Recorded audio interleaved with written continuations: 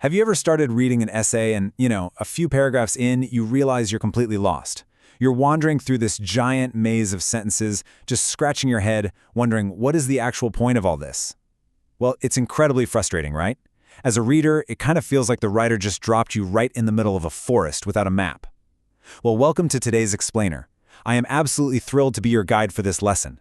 Because today, we're going to learn exactly how to build a rock-solid foundation for your informational writing.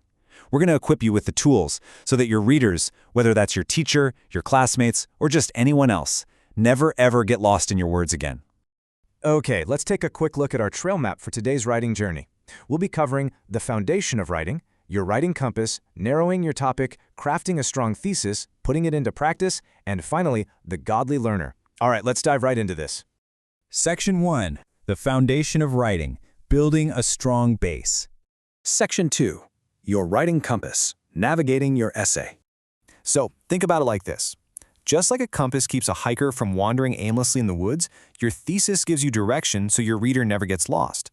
A good compass keeps everyone safely on the path to their destination. But before we really get into the nuts and bolts of writing, let's look at why this matters on a much deeper level. Colossians 4:6 says, "Let your conversation be always full of grace, seasoned with salt, so that you may know how to answer everyone." Now, as 8th graders learning to write effectively, this is your true north. Your words have incredible power. When you learn to structure your essays with a clear direction, you're actually learning how to communicate with grace and with purpose. You're learning how to answer everyone clearly, effectively, and respectfully. Our academic skills are always connected to our biblical foundation. Section 3. Narrowing your topic, finding the sweet spot. All right, so before you can write that thesis, you've got to zoom in from a super broad idea to a much narrower one, so neither you nor your reader gets totally overwhelmed. And you really have to be careful of the extremes here.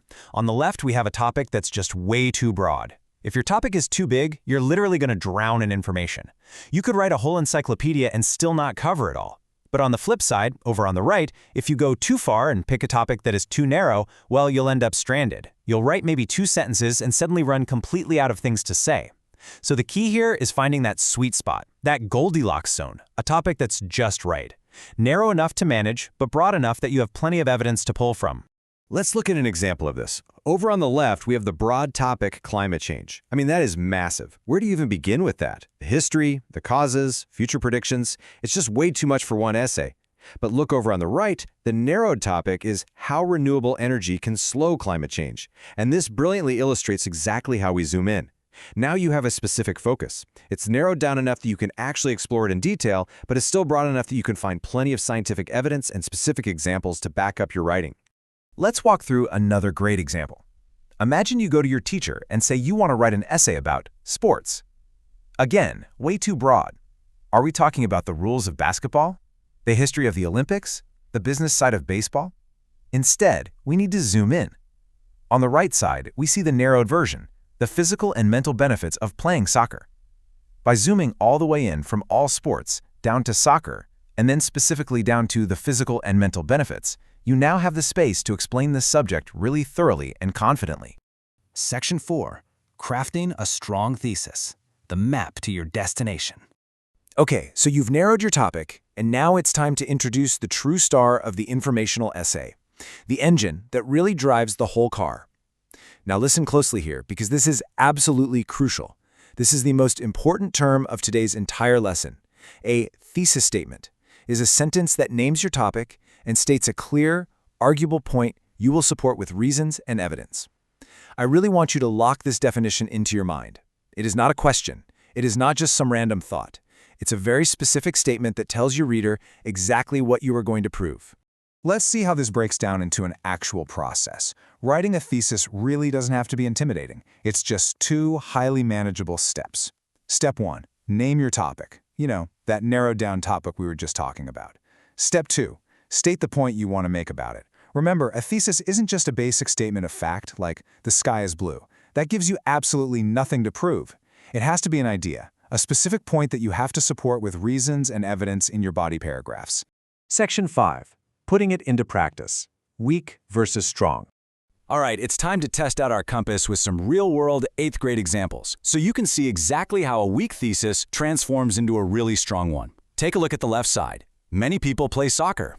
Okay, well, that's a weak thesis. Why? Because it's literally just a statement of fact. No one is going to argue with you that many people play soccer, which means you have nowhere to go with the rest of your essay. Now look at the right. The strong thesis says, playing soccer improves physical health, builds teamwork skills, and increases mental focus. Do you see the difference there? The strong version makes a really clear claim that soccer is beneficial, and it explicitly lists the 3 main points that will guide the body paragraphs of the essay. It's a perfect map. Here's one more for us to look at. The original thesis here is, dogs are great pets. Now, it's okay, but it's really just an opinion. It doesn't tell the reader how you're actually going to prove it. Now, what's really interesting about this slide is how the revised version develops. Dogs make great pets because they offer companionship, encourage physical activity, and can be trained for useful tasks. By just adding that simple word because and listing 3 specific reasons, you have completely transformed a simple opinion into a robust, highly structured thesis statement. Now your reader knows exactly what to expect. So you now have all the tools you need to easily tackle your practice questions. Here are the steps you'll be working through. You're going to choose a topic and explain why it fits, practice writing a broad and a narrowed version, draft a weak thesis and then revise it to a strong one, explain how it guides your structure, and finally, identify one supporting source. Do not let this list intimidate you. You've got the compass now, and you know exactly how to use it to navigate these steps. Section 6. The Godly Learner. Words with Purpose.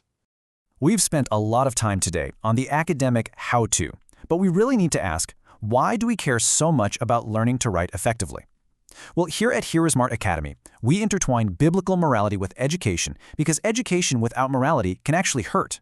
Knowledge and intelligence shouldn't just make you more capable, they should help you make wise, God-honoring choices. Romans 8:6-7 teaches us that keeping the mind spiritually minded leads to life and peace. So as you practice your writing this week, I want you to ask yourself, how will you use your words to honor God, to share truth, and to answer with grace? I want to encourage you to pursue absolute academic excellence and write the best thesis statement you possibly can, but always keep your mind centered on God, truth, wisdom, and righteous choices. Your words are a profound gift. Use them well. Thank you so much for learning with me today. I'll see you in the next explainer.